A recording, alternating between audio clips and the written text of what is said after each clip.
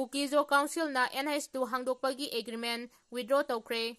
Prime minister Narendra ꯃꯣꯗꯤꯒꯤ ꯅꯨꯃꯤꯠ ꯅꯤꯅꯤꯒꯤ ꯃꯇꯨꯡꯗ ꯀꯨꯀꯤꯖꯣ ꯀꯥꯎꯟꯁꯤꯜꯅ September 4ꯗ union home ꯃꯤꯅꯤꯁꯇꯔꯒ national highway 2 ꯍꯥꯡꯗꯣꯛꯄꯒꯤ agreement ꯑꯗꯨ ꯋꯤꯗ꯭ꯔꯣ ꯇꯧꯈ꯭ꯔꯦ꯫ ꯀꯨꯀꯤꯖꯣ ꯀꯥꯎꯟꯁꯤꯜꯒꯤ ꯃꯥꯏꯀꯩꯗꯒꯤ ꯐꯣꯡꯗꯣꯛꯂꯤꯕꯅ ꯍꯧꯈꯤꯕ ꯆꯍꯤ 2018ꯒꯤ ꯃꯦ 3ꯗꯒꯤ ꯍꯧꯔꯛꯈꯤꯕ ꯏꯔꯥꯡ ꯑꯁꯤꯒ ꯃꯔꯤ ꯂꯩꯅꯅ ꯃꯩꯇꯩ ꯑꯃꯁꯨꯡ ꯀꯨꯀꯤ ꯀꯝꯃ꯭ꯌꯨꯅꯤꯇꯤ ꯑꯅꯤꯒꯤ ꯃꯔꯛꯇ ꯌꯥꯠꯁꯤꯟꯅꯕ ꯑꯃ ꯂꯩꯇ꯭ꯔꯤꯕ ꯐꯥꯎꯕ ꯁ꯭ꯇꯦꯠ ꯑꯁꯤꯒꯤ ꯈ꯭ꯋꯥꯏꯗꯒꯤ ꯃꯔꯨ ꯑꯣꯏꯔꯤꯕ ꯅꯦꯁꯅꯦꯜ ꯍꯥꯏꯋꯦ 2 ꯑꯁꯤ ꯃꯈꯥ ꯇꯥꯅ ꯑꯗꯨꯃꯛ ꯊꯤꯡꯈꯤꯒꯅꯤ꯫ ꯀꯨꯀꯤꯖꯣ ꯀꯥꯎꯟꯁꯤꯜꯒꯤ ꯃꯥꯏꯀꯩꯗꯒꯤ ꯅꯦꯁꯅꯦꯜ ꯍꯥꯏꯋꯦ 2 ꯍꯥꯡꯗꯣꯛꯂꯦ ꯍꯥꯏꯅ ꯂꯥꯎꯊꯣꯛꯄ ꯂꯩꯇꯦ꯫ ꯂꯣꯏꯅꯅ ꯂꯝꯕꯤ ꯑꯁꯤꯗ ꯐ꯭ꯔꯤ ꯃꯨꯚꯃꯦꯟꯠꯀꯤ ꯄꯔꯃꯤꯠ ꯄꯤꯕꯁꯨ ꯂꯩꯇꯦ꯫ ꯀꯨꯀꯤꯖꯣ ꯀꯥꯎꯟꯁꯤꯜꯒꯤ ꯃꯥꯏꯀꯩꯗꯒꯤꯗꯤ ꯃꯤꯅꯤꯁꯇ꯭ꯔꯤ ꯑꯣꯐ ꯍꯣꯝ ꯑꯦꯐꯤꯌꯔꯁꯅ ꯄꯤꯔꯛꯈꯤꯕ ꯗꯤꯔꯦꯛꯇꯤꯕꯀꯤ ꯃꯇꯨꯡꯏꯟꯅ ꯂꯝꯕꯤ ꯑꯁꯤꯗ ꯆꯠꯊꯣꯛ ꯆꯠꯁꯤꯟ ꯇꯧꯔꯤꯕꯁꯤꯡꯗ ꯑꯁꯣꯏ ꯑꯉꯥꯝ ꯊꯣꯛꯇꯅꯕ ꯁꯦꯀ꯭ꯌꯨꯔꯤꯇꯤꯅ ꯍꯣꯠꯅꯔꯤꯕ ꯑꯁꯤꯗ ꯀꯥꯡꯄꯣꯛꯄꯤꯗ ꯂꯩꯔꯤꯕꯁꯤꯡꯅ ꯃꯄꯨꯡ ꯐꯥꯕ ꯀꯣꯑꯣꯄꯔꯦꯁꯟ ꯄꯤꯅꯕ ꯍꯥꯏꯈꯤꯕ ꯈꯛꯇꯅꯤ꯫ ꯅꯦꯁꯅꯦꯜ ꯍꯥꯏꯋꯦ ꯑꯁꯤꯗ ꯂꯩꯔꯤꯕ ꯕꯐꯔ ꯖꯣꯟ ꯑꯁꯤ ꯏꯀꯥꯏ ꯈꯨꯝꯅꯒꯗꯕꯅꯤ꯫ ꯀꯔꯤꯒꯨꯝꯕ ꯃꯁꯤꯕꯨ ꯚꯥꯏꯂꯦꯠ ꯇꯧꯕ ꯇꯥꯔꯕꯗꯤ ꯁꯥꯊꯤꯕ ꯃꯍꯩ ꯐꯪꯒꯅꯤ꯫ ꯂꯣꯏꯅꯅ ꯃꯈꯥ ꯇꯥꯅ ꯁꯥꯟꯇꯤ ꯑꯃꯁꯨꯡ ꯁꯦꯀ꯭ꯌꯨꯔꯤꯇꯤꯒꯤ ꯐꯤꯚꯝꯗ ꯑꯀꯥꯏꯕ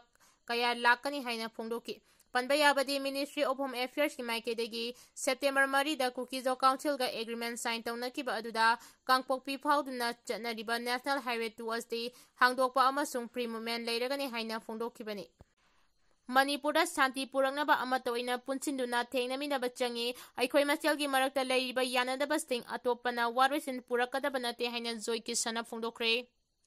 ꯂꯝꯗꯝ ꯑꯁꯤꯗ ꯁꯥꯟꯇꯤ ꯄꯨꯔꯛꯅꯕ ꯑꯩꯈꯣꯏ ꯑꯃꯠꯇ ꯑꯣꯏꯅ ꯄꯨꯟꯁꯤꯟꯗꯨꯅ ꯊꯦꯡꯅꯃꯤꯟꯅꯕ ꯆꯪꯏ꯫ ꯑꯩꯈꯣꯏ ꯃꯁꯦꯜꯒꯤ ꯃꯔꯛꯇ ꯂꯩꯔꯤꯕ ꯌꯥꯅꯗꯕꯁꯤꯡ ꯑꯇꯣꯞꯄꯅ ꯀꯔꯤꯁꯨ ꯋꯥꯔꯣꯏꯁꯤꯟ ꯄꯨꯔꯛꯀꯗꯕ ꯅꯠꯇꯦ꯫ ꯑꯄꯨꯟꯕ ꯃꯅꯤꯄꯨꯔ ꯑꯃꯒꯤꯗꯃꯛꯇ ꯄꯨꯟꯅ ꯍꯣꯠꯅꯃꯤꯟꯅꯕ ꯆꯪꯏ ꯍꯥꯏꯅ ꯉꯁꯤ ꯃꯦꯖꯣꯔ ꯈꯨꯜꯗ ꯂꯩꯕ ꯃꯅꯤꯄꯨꯔ ꯄ꯭ꯔꯦꯁ ꯀ꯭ꯂꯕꯇ ꯄꯥꯡꯊꯣꯛꯈꯤꯕ 𝐬𝐷ꯨꯒꯤ 52ꯁꯨꯕ ꯐꯥꯎꯟꯗꯦꯁꯟ ꯗꯦꯒꯤ ꯊꯧꯔꯝꯗ ꯒꯦꯁꯠ ꯑꯣꯐ ꯑꯣꯅꯔ ꯑꯣꯏꯈꯤꯕ ꯊꯥꯡꯃꯩꯕꯟ ꯀꯦꯟꯗ꯭ꯔꯒꯤ MLA ꯖꯣꯏꯀꯤꯁꯟꯅ ꯐꯣꯡꯗꯣꯛꯈ꯭ꯔꯦ꯫ ꯃꯍꯥꯛꯅ ꯃꯈꯥ ꯇꯥꯅ ꯍꯥꯏꯈꯤꯕꯗ ꯂꯝꯗꯝ ꯑꯁꯤꯅ ꯁꯥꯟꯇꯤ ꯂꯩꯅ ꯆꯥꯎꯈꯠ ꯃꯥꯏꯀꯩꯗ ꯆꯪꯁꯤꯟꯒꯦ ꯍꯥꯏꯔꯕꯗꯤ ꯃꯤꯌꯥꯝꯒꯤ ꯂꯨꯆꯤꯡꯕꯁꯤꯡꯅ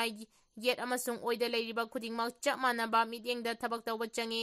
ꯀꯅꯥꯒꯨꯝꯕ ꯑꯃꯅ ꯐꯠꯇꯕ ꯇꯧꯕꯗ ꯃꯗꯨꯗ ꯉꯥꯡ ꯁꯛꯄꯗꯤ ꯌꯥꯏ, ꯑꯗꯨꯕꯨ ꯀꯥꯡꯂꯨꯞ ꯐꯨꯔꯨꯞ ꯄꯜꯂꯒ ꯉꯥꯡ ꯁꯛꯄꯗꯤ ꯇꯧꯔꯣꯏꯗꯕꯅꯤ꯫ ꯑꯄꯨꯟꯕ ꯃꯅꯤꯄꯨꯔ ꯑꯃ ꯁꯥꯒꯠꯁꯤ ꯍꯥꯏꯕ ꯇꯥꯔꯕꯗꯤ ꯂꯩꯃꯤꯟꯅꯔꯤꯕ ꯐꯨꯔꯨꯞꯁꯤꯡꯒꯤ ꯃꯔꯛꯇ ꯋꯥꯔꯧꯅꯒꯗꯕ ꯋꯥꯍꯩ ꯋꯥꯇꯥꯁꯤꯡ ꯁꯤꯖꯤꯟꯅꯗꯨꯅ ꯉꯥꯡ ꯁꯛꯄ ꯇꯧꯔꯣꯏꯗꯕꯅꯤ꯫ ꯃꯤꯗꯤꯌꯥꯗ ꯏ-ꯄꯥꯎ ꯏꯕ ꯑꯃꯁꯨꯡ ꯇꯤꯚꯤ ꯗꯤꯁꯀꯁꯟꯅꯆꯤꯡꯕ ꯇꯧꯕꯗ ꯆꯩ ꯊꯥꯡꯕꯒꯤ ꯃꯍꯨꯠꯇ ꯁꯦꯝꯗꯣꯛꯍꯟꯅꯤꯡꯕꯁꯤꯡ ꯑꯗꯨ ꯑꯄꯤꯜ ꯑꯣꯏꯅ ꯇꯧꯕꯅ ꯍꯦꯟꯅ ꯆꯨꯝꯒꯅꯤ꯫ ꯂꯝꯗꯝ ꯑꯁꯤꯗ ꯂꯩꯔꯤꯕ ꯃꯤꯑꯣꯏ ꯆꯥꯗ 90ꯗꯤ ꯁꯥꯟꯇꯤ ꯄꯥꯝꯃꯤ꯫ ꯃꯤꯄꯨꯝ ꯈꯨꯗꯤꯡꯃꯛ ꯂꯣꯏꯅ ꯁꯥꯟꯇꯤ ꯄꯥꯝꯗꯕꯗꯤ ꯅꯠꯇꯦ꯫ ꯍꯧꯖꯤꯛ ꯂꯝꯗꯝ ꯑꯁꯤꯗ ꯊꯣꯛꯂꯤꯕ ꯇꯪꯗꯨ ꯂꯩꯇꯥꯗꯕ ꯐꯤꯚꯝ ꯑꯁꯤꯁꯨ ꯃꯈꯣꯏ ꯈꯔꯒꯤ ꯊꯧꯁꯤꯟꯗꯒꯤ ꯆꯠꯊꯕꯅꯤ, ꯂꯣꯏꯅꯃꯛꯅ ꯅꯠꯇꯦ꯫ ꯀꯅꯥꯒꯨꯝꯕ ꯃꯤꯑꯣꯏ ꯑꯃꯅ ꯇꯧꯕ ꯑꯐꯕ ꯊꯕꯛꯁꯤꯡꯗꯤ ꯐꯩ ꯍꯥꯏꯅ ꯍꯥꯏꯁꯤ, ꯐꯠꯇꯕ ꯇꯧꯕꯁꯤꯡꯕꯨꯅ ꯐꯠꯇꯦ ꯍꯥꯏꯁꯤ꯫ ꯂꯝꯗꯝ ꯑꯁꯤꯗ ꯁꯥꯟꯇꯤ ꯊꯝꯕ ꯍꯥꯏꯕꯁꯤ ꯊꯕꯛ ꯈꯨꯗꯤꯡꯃꯛ ꯑꯄꯨꯟꯕꯒꯤ ꯐꯤꯔꯦꯞ ꯑꯃꯒ ꯂꯣꯏꯅꯅ ꯄꯨꯟꯅ ꯏꯔꯝꯗꯝꯒꯤꯅꯤ ꯈꯟꯅ ꯇꯧꯔꯕ ꯈꯛꯇꯗ ꯑꯣꯏꯊꯣꯛꯀꯗꯕꯅꯤ ꯍꯥꯏꯈꯤ꯫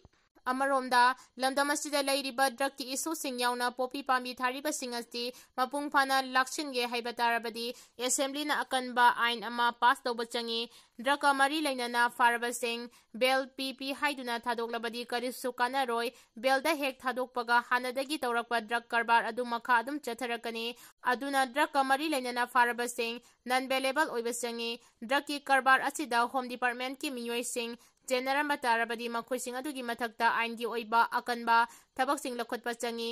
ꯀꯦꯟꯗ꯭ꯔꯒꯤ ꯂꯩꯔꯤꯕ ꯃꯤꯌꯥꯝꯒꯤ ꯃꯤꯍꯨꯠꯁꯤꯡꯅꯁꯨ ꯗ꯭ꯔꯒ ꯊꯤꯡꯅꯕ ꯍꯣꯠꯅꯕꯗ ꯗꯥꯏꯇ ꯂꯩꯅ ꯊꯕꯛ ꯇꯧꯕ ꯆꯪꯏ ꯍꯥꯏꯈꯤ꯫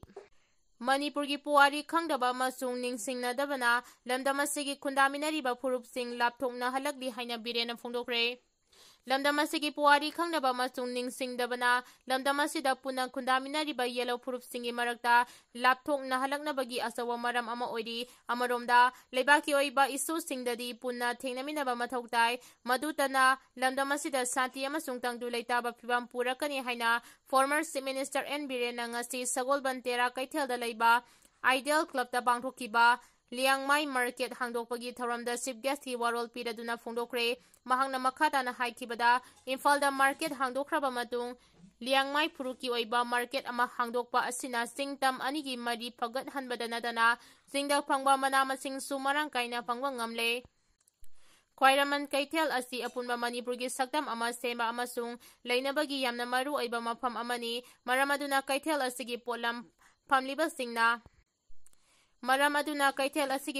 ꯐꯝꯂꯤꯕꯁꯤꯡꯅ ꯋꯥ ꯉꯥꯡꯕꯗ ꯋꯥꯍꯩ ꯋꯥꯇꯥ ꯌꯥꯝꯅ ꯆꯦꯛꯁꯤꯟꯕꯒꯤ ꯇꯉꯥꯏ ꯐꯗꯕ ꯂꯩ꯫ ꯂꯤꯌꯥꯡꯃꯥꯏ ꯑꯁꯤ ꯂꯝꯗꯝ ꯑꯁꯤꯒꯤ ꯄꯨꯋꯥꯔꯤꯒ ꯁꯥꯒꯣꯟꯅꯔꯛꯄ थादोꯛनब याद्रब फुरुप अमनी इस्टेट असꯤꯒꯤ सिरबा तांजादा ल्याङमाइना लमदम असिगिदमक्ता वा nganglakpa asi थागतनिङाइनि अखोइ मैतैसिंग असि यामना काउगनबा फुरुप ओइना तवी मसी तगुमसी चिरबा तांजादा चेनखिबा कांगबु अदु मरुप नते इसिल इनाउ नते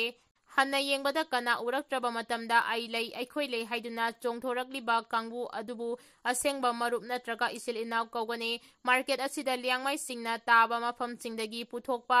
येंसांग नापी हैराना सिंगबा पोटलमसिंग इम्फालदा फंगबा ngamlagani हाइकि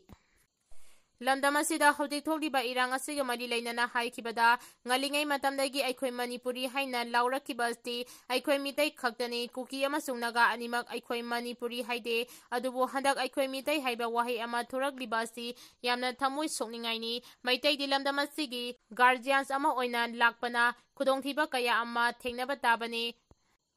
थेंनदुनसु लाक्ली अखोइगे हौरकफम थीसी लमदम असिदा लैमिनरिबा फुरुपसिंग मसक खंगसी कौब्रु सिंगदोलदा इबुदौ मार्जिंगना सगोल सानरमबगी थेल अदु यौना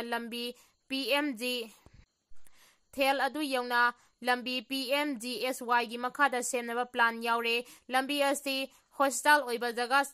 कोइथोकलगा चटकदबने प्राइम मिनिस्टर नरेंद्र मोदी गी खोंगचटकी मतांगदा हाइखिबदना कुकी नागा कुकी पाइते हातखिबा मतमदुदा लेबाक असिगी करम्बा प्राइम मिनिस्टर अमसुंग होम मिनिस्टर लाखिबगी हाइनसु हंखि अनौबा इमिग्रेशन लोगी मखादा ड्रग ललोनबदा सेनबा फॉरेन नेशनल लिस्टिंग 13 इंडियाना मरमदा डिपोर्ट तौगदौरि इंडिया की अनौबा हेना मपांगल कनबा इमिग्रेशन लोगी मखादा ड्रग ट्रैफिकिंग मरी लेनबा मियोय लिसिंग 13 मरमदा हलनबगी थबकसिंग इंडिया गवर्नमेंट पाइखतपा हौख्रे हाइबा खोंथांग असि नार्कोटिक कंट्रोल ब्यूरो ना समिट तौरखिबा रिपोर्ट अमगा मरी लेनना मिनिस्ट्री ऑफ होम अफेयर्स की डायरेक्टिव अमगी मखादा पाइखतलकदबा खोंथांगने अनौबा इमिग्रेशन लॉ असिगी मखादा यामना साथीबा ड्रग मरी लेनबा केस तस्तेनबा फॉरेन नेशन सिंग लेबाक असिदा मखाताना लेबा याररोय अनौबा लॉ असिगी मतुंग इन ड्रग मरी लेनबा केसिंग अदु अथुबा मतमदा लोइसिंदुना फॉरेन ऑथोरिटीज सिंगा कोऑपरेशन हेंगत हंदुना मखोइसिंग अदु मरमदा हलनबगी खोंथांग पाइखतकदबने ड्रग की केस सेनबसिंग अदु लेबाक असिदा लीगल गी अमसुंग एडमिनिस्ट्रेटिव की ओइबा खोंथांगसिंग अथुबदा पाइखतुना लेबाक असिदा मखाताना लेबा याबगी अयाबा पीद्री अमरोमदा मोदी गवर्नमेंट ना लेबाक असिदगी मखल खुदिंगमकी ड्रग सिंग मरु फंगना मुथतनबगी चपचाबा फिरेप लei लोइनना हाइरिबा पांडम अदु फंगनबगी दमकता होनबा याबसिंग अदु होनगनी हाइना union home minister Amit Shah ना ngasi न्यू दिल्लीदा नार्कोटिक कंट्रोल ब्यूरो ना सिंदुना पांगथोकिबा लेबाक असिगी स्टेट अमसुंग यूनियन टेरिटोरी सिंगी ओइना एंटी नार्कोटिक टास्क फोर्स की हेड सिंगा अनिसुबन नेशनल कॉन्फ्रेंस हौदोकपगी थौरमदा फोंदोक्रे union home minister Amit Shah ना मखाताना हाइखिबदा लाकदौरिबा चही 2024 असिदा लेबाक असिना हिरम खुदिमक्ता मपुंगफाना चाखुतपा यावना ग्रेट नेशन अमा ओइनबगी पांडम थमली लोइनना हाइरिबा चही असिदा इंडिया असि मालेमगी लेबाक खुदिंगमक्तगी मांगजिल थाबा लेबाक अमा ओइनबगी पांडम थमदुना पाइखलकदौरिबा असिगिदमा यूसिंगदा अचौबा आशा थमली यूसिंग असि नेशन असिगी फाउंडेशन ओइबना यूसिंगना हाइरिबा पांडम असि फंगे हाइरबदी चपचाबा अचेतपा फिरेप अमगा लोइनना होनद्रबदी मोदी गवर्नमेंट थमलिबा पांडम असि कैदोंगैदा फंगबा ngamloi मरम अदुना लेबाक असिदा ड्रग मरु फंगना मुथतपा हाइबसिसु हानना लेबाक असिदा ड्रग लाक्सिनबगा मरि लेनना पाइखलिबा थबक थौरमसिंग होंदोकपसंगी मालेंगी लेबाक अयामबदा मियामना नेशन अमा चाखुतपा अमसुंग ड्रगना पीरिबा चैथेंग अनि असि मरि लेनबा मालेमगी लेबाक अयामबदा मियामना नेशन अमदी चाखुतपा अमसुंग ड्रगना पीरिबा चैथेंग अनि असि मरि लेनना लवी मरम अदुना नहा ओइरिबा यूसिंगी जेनरेशन असि ड्रगतगी कंदुना लेबाक असि मपुंगफाना चाखुतनबा होनबा हाइबसि यामना मरु ओइ ग्रेट नेशन अमगी फाउंडेशन असि यंग जेनरेशन असिने लेबाक असिदगी ड्रग मरु फंगना मुथतपा हाइबसे लमदम असिगा मरि लेनरिबा दायित्व लेबा ऑफिसरसिंग अदुना चपचाबा फिरेप अमगा लोइनना थबक तौरबा खक्तदा ओइथोकनी हाइरि दुर्गा पूजा मंगोइनना बांग्लादेश हिंदू लाइसंग अमसु मांग तागहलमले दुर्गा पूजा की मंगोइनना बांग्लादेश सखंगदबा मियोय खरना हिंदू की लाइसंग अमसु अमंग अता थोगलमले सखंगदबा सिंगना लाइगी मितम अमंग अता थोगलमबगा लोइनना लाइसंगदा खिनबा सिक्योरिटी कैमरा अमदी मेमोरी कार्ड हुरानख्रे हाइना लोकल मीडिया की रिपोर्ट फोंदुरगली बांग्लादेश लेबा हिंदू लाइनिंग चेबा मियोय सिंगी ख्वाइदगी चावबा कुमहाई ओइरिबा दुर्गा पूजा मंगोइनना कुश्तिया डिस्ट्रिक्ट की मीरपुर उप जिलादा लैबा स्वरूपदाय पलपरा श्री श्री राधा काली की लाइसंग अमांगता थोहलंबनी टेम्पल कमिटी की प्रेसिडेंट अमरेश घोषना फोंदोखिबगी मतुंगिना सखंगदबा मियोय खरा लाक्लगा कार्तिक अमसुंग